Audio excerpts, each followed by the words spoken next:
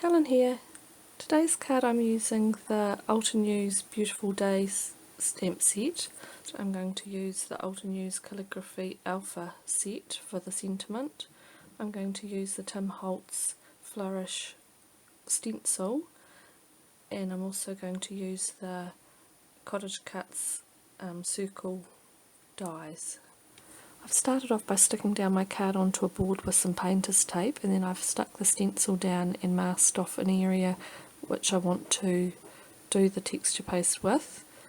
Now I've created my own glitter texture paste. I've used this gel medium, which is a translucent medium, but you could use a embossing paste or this texture paste by Ranger if you had something like that already. And I've just mixed in some white, well, it's translucent glitter that's just got a bit of sparkle into it, and then when it dries it will just show the glitter and not the embossing paste, so it encapsulates the glitter. So I've mixed some up and I'm just going to spread it on with a palette knife just evenly on the stencil and then scrape off any excess. And then I'm going to peel off the painter's tape and then the stencil away and then pop it aside to dry. I'm going to start off by marking a partial circle with circle die that I'm going to use to eventually cut out my aperture, and I'm just marking it so that I can see whereabouts I'm going to stamp the bouquet that I'm going to do, and then I'm going to pop that into my MISTI. The first thing I did with the stamp set was I had a go at some different colour variations with the main bloom using the Altenew crisp ink sets, just trying to try and decide which one I was going to use today, and I've decided on the paler of the pink. I wanted quite a soft look. I'm going to start stamping my main bloom. I'm using Frosty Pink for the bottom layer. I've double stamped that just to get it a little bit stronger in colour. The second layer I'm going to use Cotton Candy, and the third layer I'm going to use Coral Berry.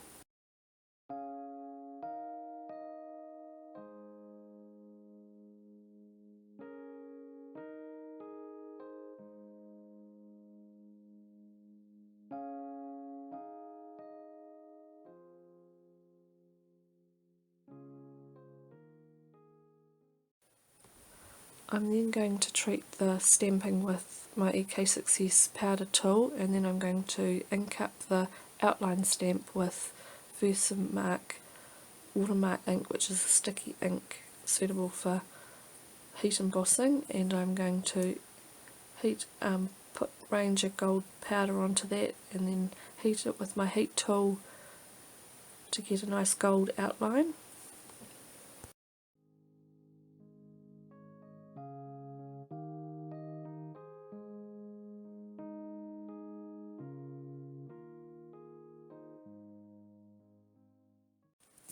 I'm now going to stamp the smaller blooms out of the stamp set, but I'm going to need to mask off the main blooms so that the flowers look like they are coming from behind. So I've made some masks with some full sticky post-it notes, just using the outline stamps and cutting them out, and then I'm going to lay that down before I do the stamping and gold embossing.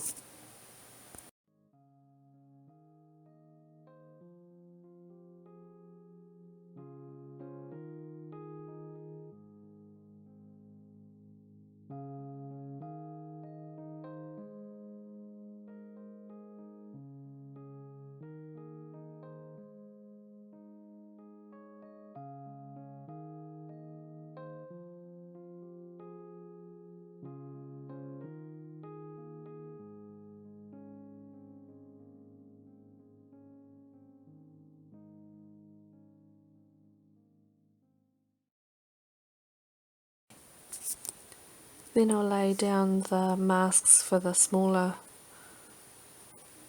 flowers so that I can do the longer, thinner flowers and the leaves around the main bloom.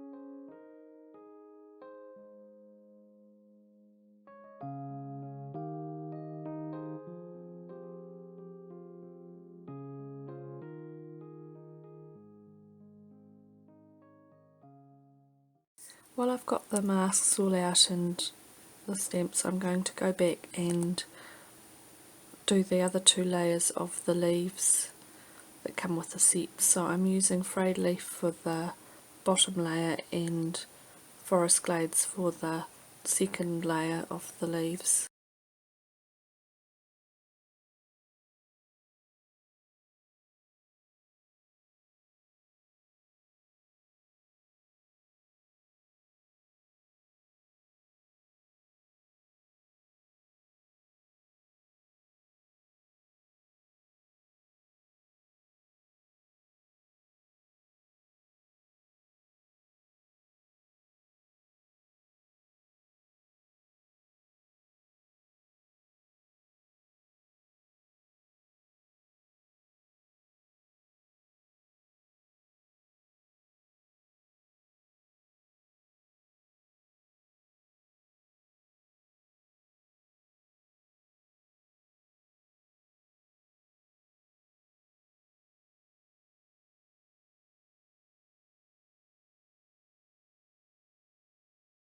I'm going to colour the smaller and the longer flower blooms with some alcohol markers. I'm going to try and match the leaves up as much close as possible with the inks that I've used for the other leaves, and I'm just going to show you doing the taller spike of flowers and then the smaller one at the top, and then I'll repeat the same thing with doing the bottom little sprig of flowers as well.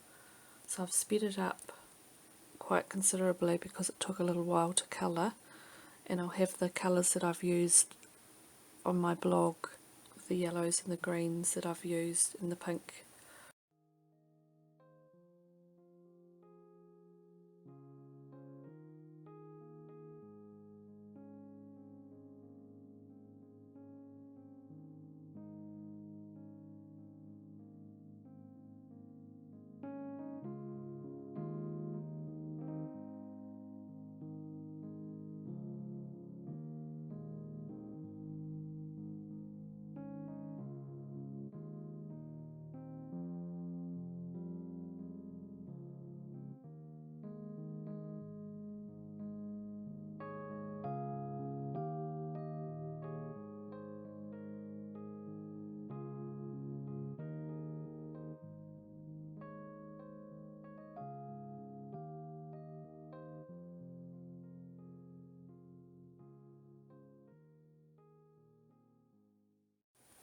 Now I'm going to attempt something which I haven't done with my e-bosser cutting machine.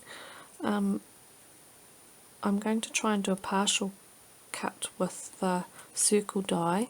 I don't want to cut into where the flowers are, but I just want to cut the rest of the circle.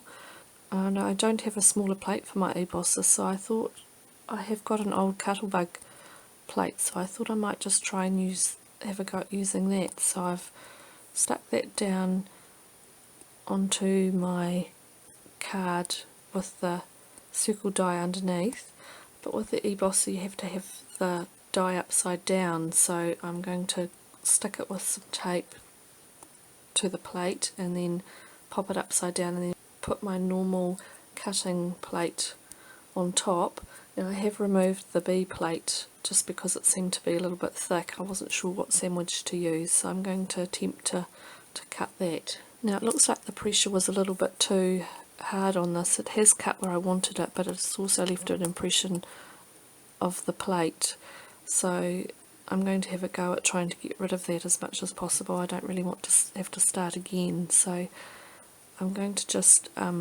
pop the card upside down and just try and smoothen it out a little with my bone folder and just see whether I can flatten out those 2 marks, top and bottom, where the plate has impressed onto it. Doesn't look too bad. I think I can get away with it and just try and disguise those a little bit with some sequins at the end.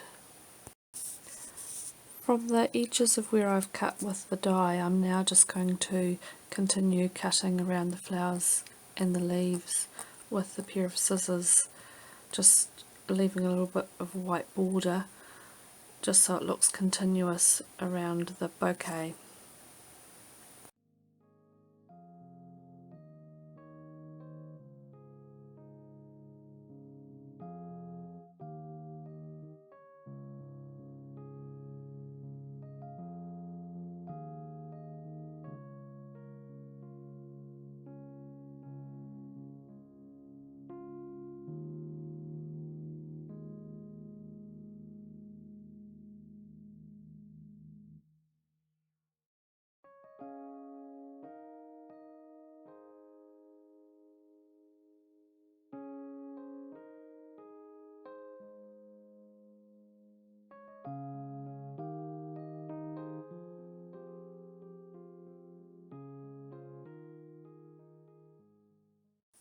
I've gone ahead and put some fun foam behind the card now that the aperture has been cut out, and I've got it ready to stick down, but first I'm going to get the embossing that I had done, glitter embossing, and I'm just going to trim that down a little bit and stick that where it will go behind the aperture.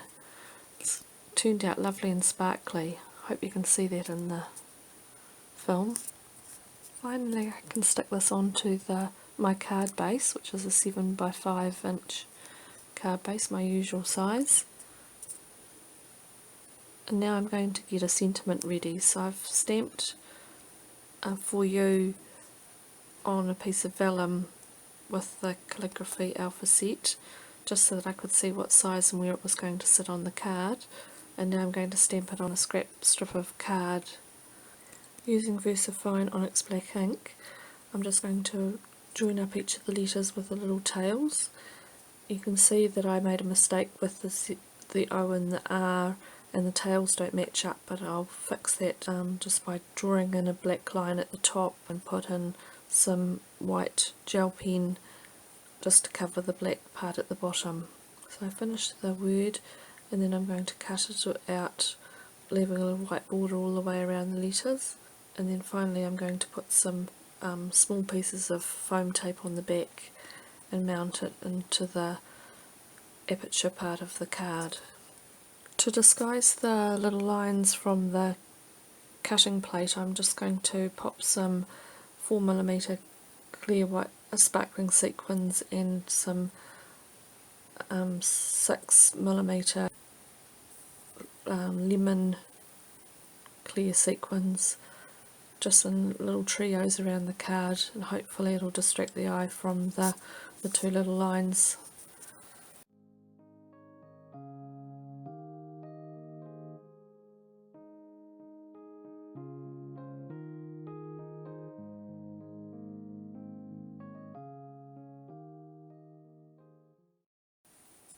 And that's the card finished today.